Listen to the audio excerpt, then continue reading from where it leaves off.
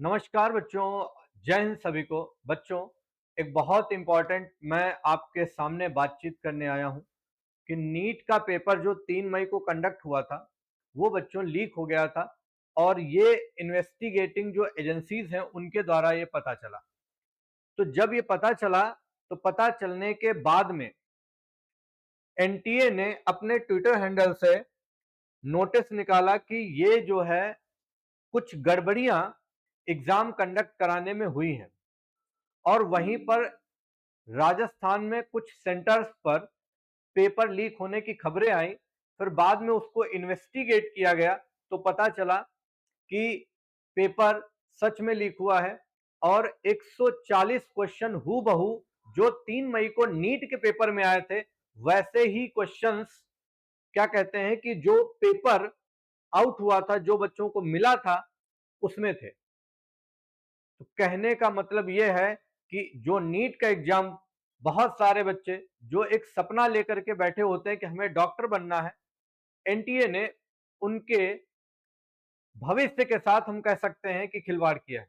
लेकिन यहीं पर दूसरा पॉजिटिव पहलू यह है कि समय रहते उन्होंने पेपर को कैंसिल कर दिया है। जो 3 मई को पेपर हुआ था उसको पूरी तरीके से हटा दिया है और कुछ चीजें इंपॉर्टेंट बताई हैं।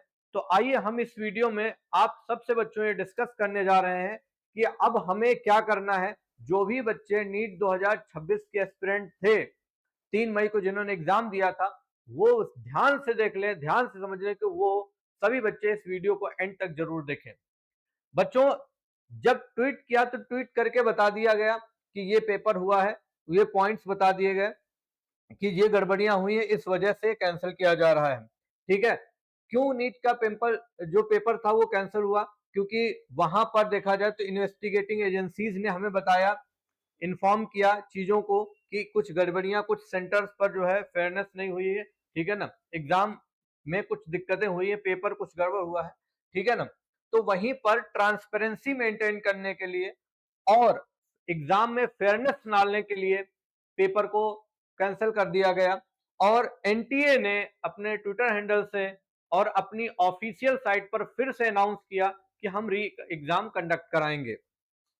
अब बच्चों, सबसे पहले कुछ बहुत इंपॉर्टेंट अपडेट्स उन्होंने दी है कि जो री एग्जाम होगा वो जल्द से जल्द कंडक्ट करवाया जाएगा और जल्द से जल्द कंडक्ट करवाने के साथ साथ नया और फ्रेश एडमिट कार्ड वो लोग रिलीज करेंगे। वो आपको एनटीए की साइट से जैसे डाउनलोड करते थे वैसे डाउनलोड करना रहेगा। कोई नया रजिस्ट्रेशन वो लोग एक्सेप्ट नहीं करेंगे, कोई भी नया रजिस्ट्रेशन हमें नहीं करना है, कोई भी नया रजिस्ट्रेशन हमें नहीं लेना है। ठीक है ना, और वो एक्सेप्ट भी नहीं करेंगे। उसके बाद ऑफिशियल डेट्स जो होंगी वो सेपरेटली अनाउंस की जाएंगी बच्चों। अब ऐसे सिचुएशन में आपको क्या करना है, ये ध्यान रखना है, यानी कि कोई भी नया रजिस्ट्रेशन एक्सेप्ट नहीं किया जाएगा। री एग्जाम की डेट जल्द मिल जाएगी और जल्द से जल्द री एग्जाम की डेट मिलने के साथ साथ वहीं पर आपको नया एडमिट कार्ड इशू किया जाएगा और वो आपको साइट से डाउनलोड करना पड़ेगा। अब हमारे जो भी बच्चे हैं जो नीट 2026 के 3 मई में पार्टिसिपेट किए थे, उनके लिए मैं बच्चों कुछ पॉइंट्स लेके आऊं, कुछ बातें बताने जा रहा हूं कि वो पहली बात तो अपने दिमाग को शांत रखेंगे, किसी भी फर्जी न्यूज पर कहीं पर भी जो है क्या कहते हैं किसी तरीके के अनवांटेड डिस्कशन में इन्वॉल्व नहीं होंगे। ठीक है ना, फोकस्ड रहना है कि आपको पूरी तरीके से बेटा कि नहीं, आपको प्रॉपर एग्जाम देना है।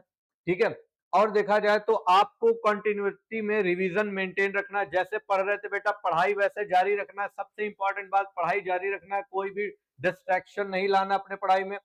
मॉक टेस्ट देते रहना है, टेस्ट आपको रेगुलर देते रहना और जो भी एनसीईआरटी आपकी है वो थॉरोली आपको रिवाइज करते रहना। तो ये बच्चों कुछ पॉइंट्स थे जो मैं आपके सामने लेकर के आया हूं। और भी इंफॉर्मेशन के लिए बने रहिए चैनल के साथ। मैं हूं mentor DP sir. Thank you, धन्यवाद and God bless you to all of you बच्चों।